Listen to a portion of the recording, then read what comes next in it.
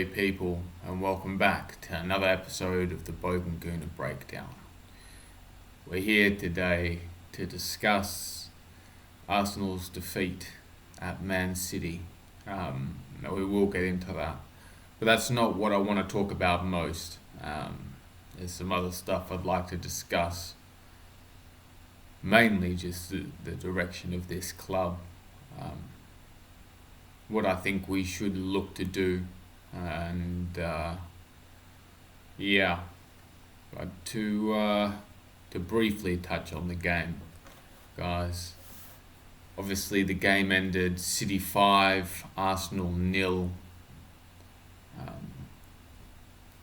What is there to say, guys? This was another limp dick performance from Arsenal. Whole team just pushing rope. I don't know if that's an Australian expression. Look it up.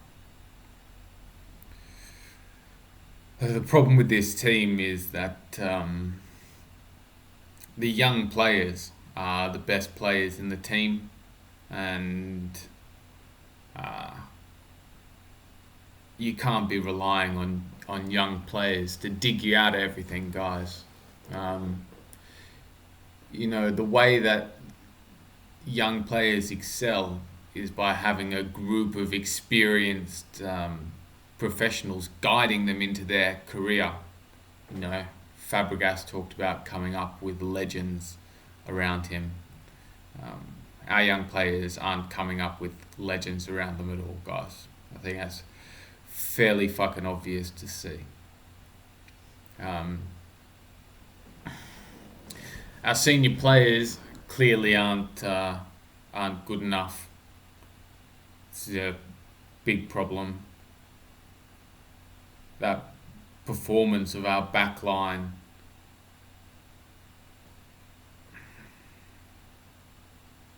the fuck do you even say about it? It's fucking retarded. That fucking Kolasinac, Holding, and Chambers back three in 2021.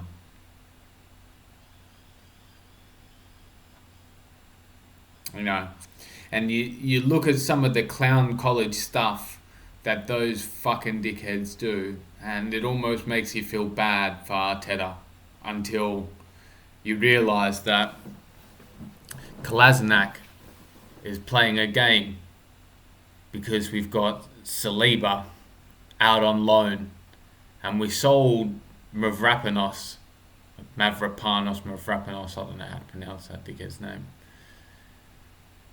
And it makes you think, could they possibly be any worse than what we saw? How could they possibly be? It makes you question the manager as well. Even though I thought we looked all right in the first 5 minutes until we made the stupid fucking mistake of letting City get anywhere near our goal, and they just scored with ease and continued to do all night. I think if the window closes and we don't get it right back, I think we're going to have quite a few problems this season. I think the return of Gabriel and Ben White will see us improve. And look, we've got a couple of games now that we should win.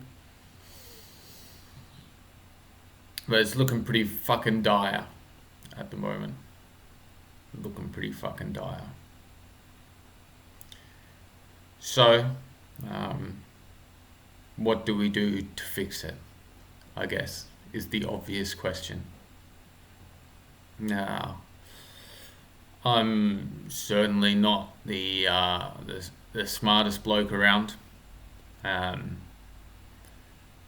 but for me, there are two people, possibly more, but I will only speak about two, that if they came into the club,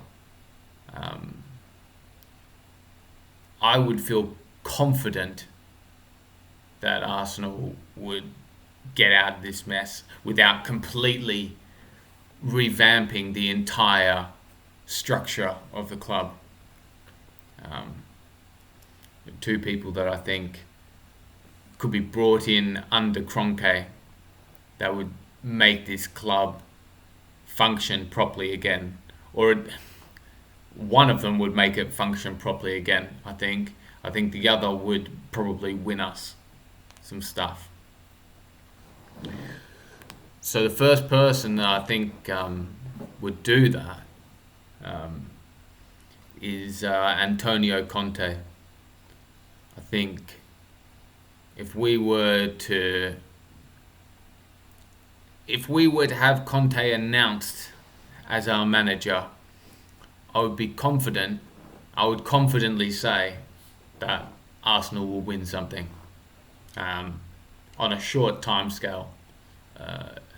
It might be quite hard this season because we're already out of this window. But I would say in a short time scale we would win something. And the reason I say that is because I don't think Antonio Conte would join the club unless he was made some promises by Kronke about how he was going to be backed, how much funds he'd have available to him, the players that he would be allowed to bring in.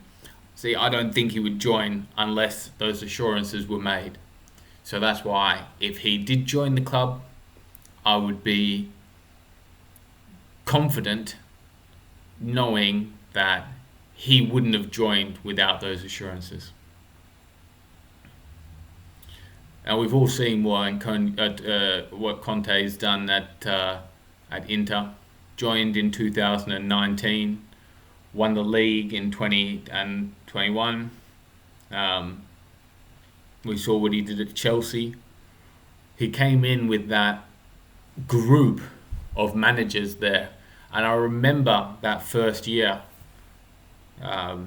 I'm not sure if everyone joined it. I can't remember exactly the timescale, but I remember that year there was a lot of discussion about will it be Pep, will it be Klopp, the battle of Pep and Klopp. And Conte blew them both out of the water. He won 30 games out of 38, playing that 3-back formation with fucking Victor Moses at right wing back. Like, absolutely legendary. Absolutely legendary. I think Chelsea finished 5th the next year and he left.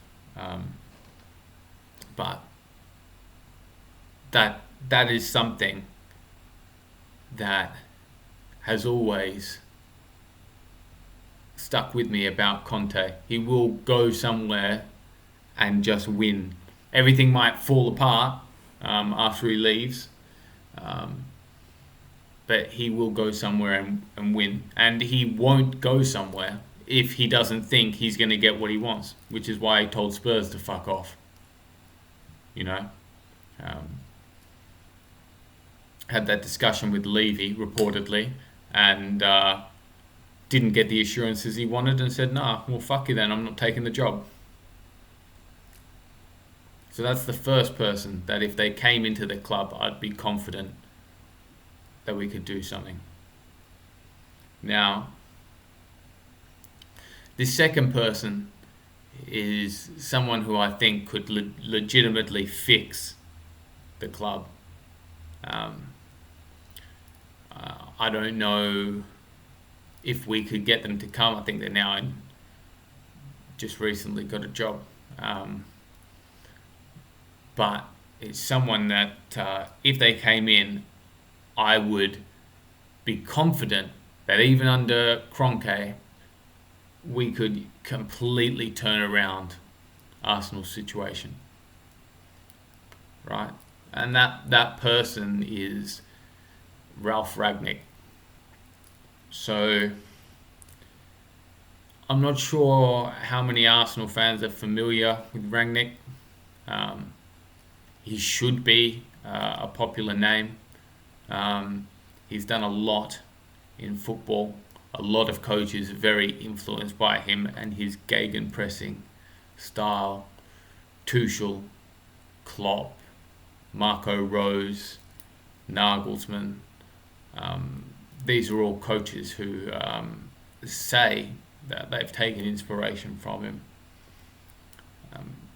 Rangnick's been responsible for finding some of, quite big household names. Naby Keita, Timo Werner. He brought in Kimmich from Stuttgart's academy. He brought Sadio Mane to RB Salzburg. He brought Firmino to Hoffenheim. These are all big names in world football today, and you will notice Minamino is another one that Rangnick is responsible for, or you will notice a lot of Klopp players, which is why it's quite fair to say, and Klopp would say that he's taken a lot of inspiration from Rangnick. Rangnick is someone who can transform a club, and someone who can build a club from nothing. So I'm sure you're all familiar with, as Arsblog would call them, the ridiculously sugary, overpriced energy drink team. Obviously Leipzig. So Leipzig were founded in 2009, and in 11 years, Rangnick took them from their foundation to the the semi-final of the Champions League, which is just incredible, an incredible rise. And obviously they've been in the Champions League for quite a few years now.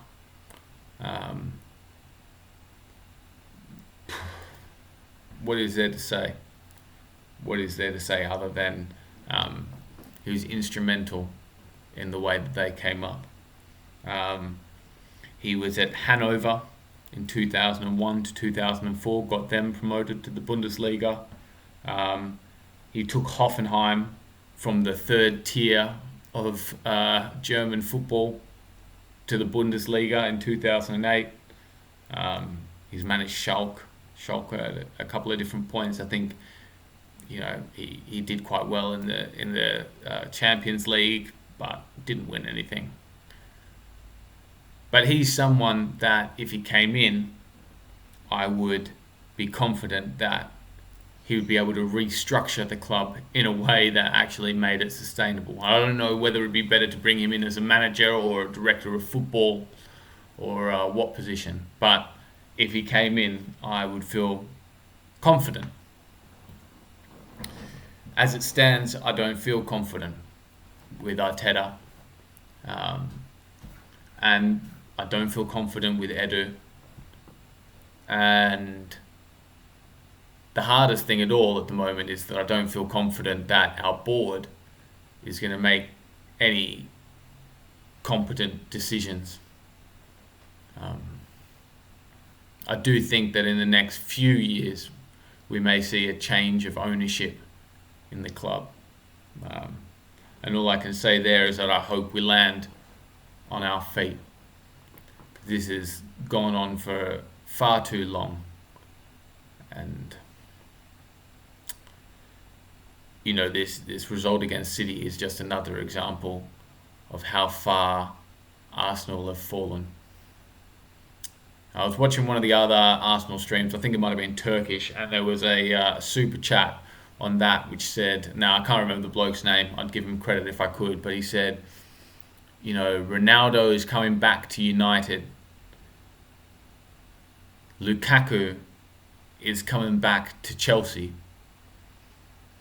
And there are no Arsenal players who are great for Arsenal or who played for... There are no former great players of Arsenal who are still playing. That's how long ago our great period was.